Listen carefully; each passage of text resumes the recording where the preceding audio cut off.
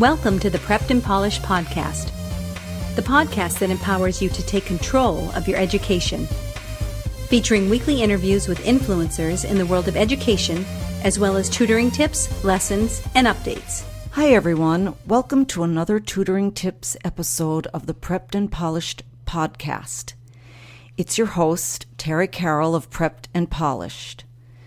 Please be sure to check out our website, www.preppedandpolished.com, for more info. And on our website, check out our blog. Over 100 videos, infographics, tutoring tips, and more, all free. www.preppedandpolished.com/blog. You can submit a question to radio@preppedandpolished.com. We love hearing from you.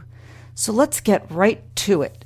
Today I'm going to do a components breakdown for you. What are the components of the secondary school admission test, the SSAT components? For the elementary level, which is students currently in grades 3 and 4, and the upper level, students currently in grades 8 through 11, and the middle level, students currently in grades 5 through 7. Keep in mind that the elementary level SSAT has 4 sections, and the upper and middle level SSAT has 5 sections. And let's start with the quantitative section, the math section. For the elementary level, the questions, there's 30 of them, and students have to complete those questions in 30 minutes. For the elementary level, the math is a mix of concepts based on 3rd and 4th grade curriculum, including properties and operations, algebra, geometry, measurement, and probability. The upper and middle level SSATs have 2 math or quantitative sections, and that is why they have 5 sections rather than 4. There's 25 quantitative questions on each section of the quantitative, and they're 30 minutes apiece. And these questions are comprised of arithmetic, geometry, elementary algebra, data analysis, and probability, among other concepts that are covered. Let's look at the verbal now. The verbal for the elementary level consists of 30 questions that must be completed in 20 minutes. Now, there's 2 parts to this. There's synonyms and analogies. The SSAT tests the understanding of words that have similar meanings, which of course are the synonyms, that's part 1, and also understanding of word relationships. These are the analogies, part 2. Let me give you an idea of the level tested for elementary SSAT. Synonyms at this level might be something like faithful and devoted. And a simple analogy could be kitten is to cat as puppy is to dog. And students would have to make a definitional sentence in their mind, like a kitten is a young cat, a puppy is a young dog. Now at the upper and middle level, there's 60 questions, so double the amount in 30 minutes. And this section tests out of context vocabulary skills. In other words, 30 synonyms and 30 analogy problems. So there are also 2 parts. But the synonyms and analogies are much more difficult. Synonyms could be something like linger and dawdle, more advanced. And a more difficult analogy could be pound is to weight, as decibel is to sound. Weight is, in other words, weight is measured in pounds and sound is measured in decibels. A lot of times the upper and middle level tests have the same questions, but there's definitely some that are more difficult for the upper level than the middle level. The reading comprehension for the elementary level, 28 questions in 30 minutes. So this is basically reading comprehension based on 7 short passages, and there's 4 multiple choice questions each.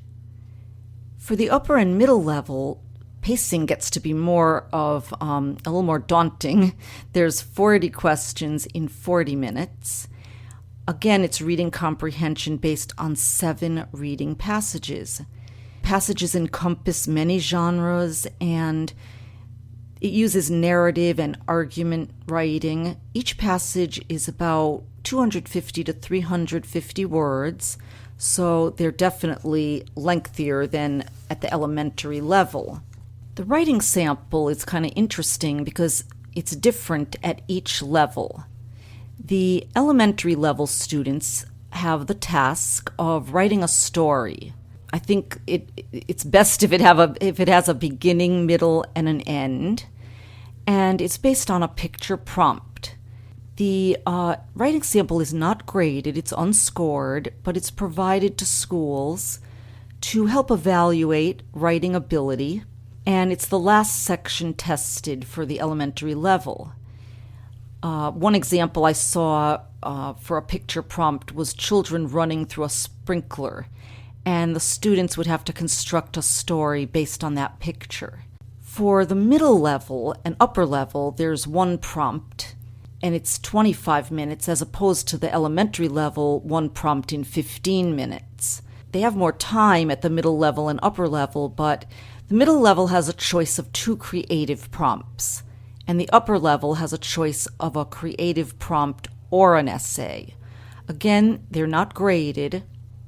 They are used by the schools to evaluate writing ability, and for the middle and upper level, it's the first section tested.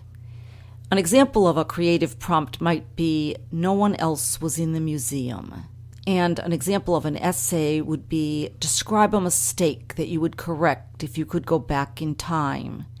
Students can prepare a bit for the essay by, thinking ahead of time of some topics or stories they'd like to write about that, they would like admissions officers to see.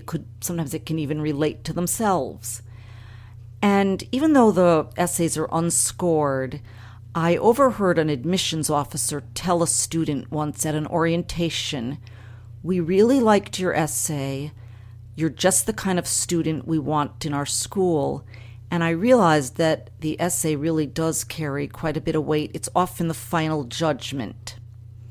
The middle level and upper level also have an experimental section. It's 16 questions. It's not scored. The 16 questions are 6 verbal, 5 reading, and 5 quantitative questions. These questions are used to test questions that may appear on future versions of an SSAT. Well, what does all this translate to in terms of time element? The elementary students, there's 88 questions, which take 110 minutes, which is an hour and 50 minutes. And the middle and upper level students have 150 questions, which they must complete in 155 minutes, and that's 2 hours and 35 minutes. Since there's 3 levels of the SSAT, the elementary, middle, and upper level, I find that many parents and students are confused as to the components of this standardized test. And the best way to ensure that a student will perform as well as he or she possibly can on the SSAT is to become familiar with the format of the test. Then a student will find it easier to apply his or her knowledge to the test and answer more questions correctly. So I think knowing the components of the test for the students at whatever level is definitely very helpful. Well, this wraps up our show, episode 75, the SSAT Components Overview podcast. Please join us for episode 76 with Sebastian van der Scherer, host of the Social Anxiety Solutions podcast. To access all of our podcast episodes, go to www.preppedandpolished.com/podcast. Thanks for joining us on the Prepped and Polished podcast. Now go out there and take control of your education. You've been listening to the Prepped and Polished podcast. For more information, check out preppedandpolished.com. Also, you can follow us on Facebook and Twitter. Thanks for listening. Class dismissed.